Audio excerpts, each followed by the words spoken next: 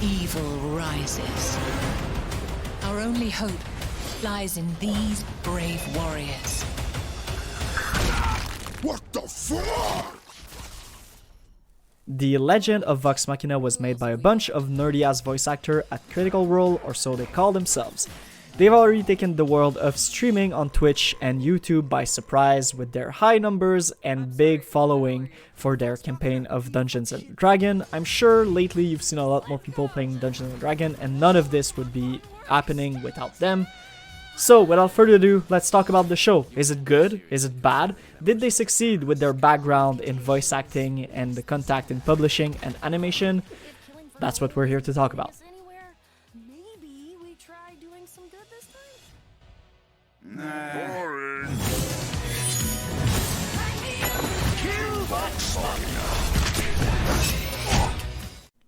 Firstly, I'm going to talk about the show. Then I'm going to talk about why crowdfunding and was it the right choice. And finally, I'm going to talk a little bit about why Amazon Prime and was it once again the right choice, what repercussion will this have on the industry, and whatnot. So let's start with the fun part, right? The show. As someone who had slight reservation towards Critical Role, because I've listened to them and they're really good at what they do, but sometimes, for me, it was a little bit cringy around the sides, and the joke didn't always really land. That, combined with the fact that it was like 3 hours of content every week, made me not really follow it that long. So when they announced the show, I was really hyped for them, but I didn't know if I would like the show or not, right? So that was my first concern. But after watching it with my girlfriend the other day, I can say the first 6 episodes are really good. So what's so good about them? Well, obviously, first things first is going to be the characters. The characters are really well made, and it's not surprising that a cast that lived inside these characters' body for like 3 years would do them justice this well. It's really the focus of the show, right? Sometimes in shows you're going to have focus on the story, on the world, or anything. This is really focused on the character, I feel, and their development, what they're doing in this world, what's their personal motives and whatnot, and that's really good to see. You like to see good character development, and this really hits the spot. All the side characters are really fleshed out as well. They are greatly brought to life by fellow voice actors. You know, I've talked about that they had the contact and everything. They certainly do for the voice acting. They had a bunch of friends coming in, and they've got big names like David Tennant doing roles on this. It's quite insane the cast they managed to get. If you're anything into voice acting, you'll recognize a bunch of voices, and it's quite nice to see, honestly. You can see it's just a big project, and all of their friends were like, hey, do you mind if I come in? Like, is this something you want me to do?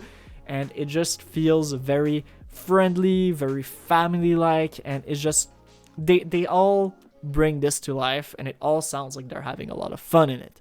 The pacing is really good. Something I'm really worried about American animated stuff is the pacing. Sometimes it's not going to be great because it's easier to animate still images, moment to talk, and like just take in the moment, dramatic moment. It's much easier to animate. It costs a lot less to animate, so they fill those up with these, right?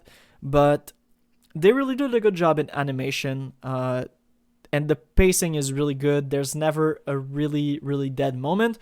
Those that do happen sometimes all have a good meaning behind them. So, you know, you're always on your toe. It passes so fast. You look at the episode and you feel like you've watched 3 episodes in like 30 minutes. It's honestly really good, and it's not a concern that I have on that thing anymore. And yeah, that's pretty much all I have to say about the show. It's really, really good. One thing is that sometimes, you know, the animation, however good it is, sometimes it do feel a little bit choppy.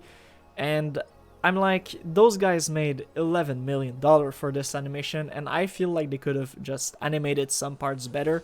But the parts that do matter, the combat and the movement and everything, all seems fluid, all seems really intricate, all pull you into the action, and that's the important part at the end of the day. So I can say whatever I want about some of the animation and the dead moments. Most of it is there when it matters. Now, I'm gonna skip to talking about the crowdfunding stuff, because I do have a few things to say about that at Amazon Prime. But overall, if you're just here for my opinion on the show, it's really good.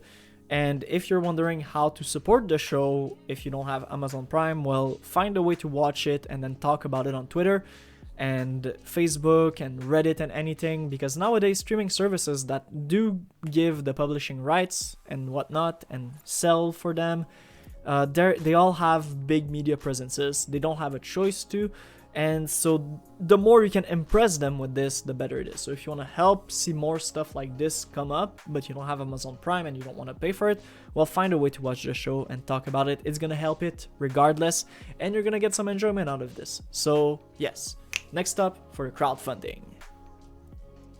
Crowdfunding. It can be the beginning of a nightmare or the beginning of a dream, depending on who you back as a person. Now, with the team of Critical Role, they all had quite the experience in the voice acting world, and we are assuming they would have a lot of contacts in the animation and in the publishing side, so, you know, it wasn't that bad of a deal. But why did they go with crowdsourcing? Well, at first, I read that they didn't really want to use Kickstarter, didn't really want to ask money from their fans. They actually went to a lot of companies to help fund the project.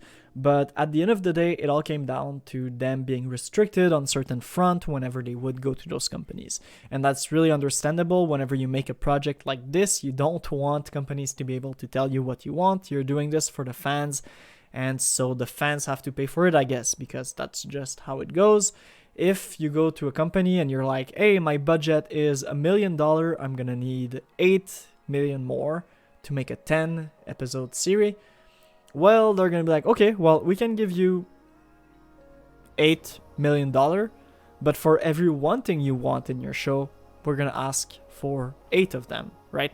That's just how things work. That's how money talks, right? So they didn't want other people putting their hands on their project. They really wanted this to be as true for themselves and for the fans. I'm sorry about that. So it's quite understandable that they went this way. Was it the good call? After seeing the show, I think yes. I think anyone who backed it, as long as they're happy backing it, is a good call. They did get a lot more than what they asked for, and sometimes that's a good thing, sometimes it's not. I do feel like they could have had another way of publishing it, but in the end, it's what they decided to do. So let's talk about the crowdfunding a little bit. They asked for, at the end of the day, their last goal was $8.8 million, which was going to be the conclusion of the arc they had. That's like 2 more episodes, and that's pretty much all there is to it. And they did succeed that goal with $11 million, which is quite a lot, honestly. But it just shows how many people were ready to get behind them, and I feel happy for them. They managed to get their goal and everything, but it's not out of the woods yet, right? Because while that's the cost for the animation, the cost for the publishing is something else. So they went with Amazon Prime. Now I'm going to talk about Prime a little bit. I don't have much to say about it, but I will give my 2 cents on it just because I feel like it's important to know what you're dealing with. Amazon Prime knows their success, first of all, because they own Twitch.tv, and I think they do stream on Twitch. If they don't, and they only stream on YouTube, which I might be ill-advised on this, they still know their success. They know they're a good asset. They know a lot of people will follow them wherever they go. So having the show on Amazon Prime is definitely a good call for them. They talked about going to Netflix, going to other streaming services. They talked about negotiation they had with other streaming services, and the services wanted it to be more of a kids-friendly show, where Amazon Prime was like, hey, we had Invincible, we have stuff like that. We don't care if it's not friendly, if it's an animation that's for adult. We're all behind that, so they went with that. I think it's a good call if you want to monetize your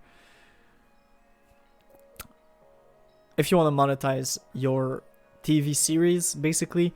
That's all there is to it. Now, Amazon Prime, it sucks for those who don't have it, honestly. If you want to get Prime just to watch it, it can be worth it. You can also, I'm sure, find it somewhere on the internet because the internet is a big, wide space.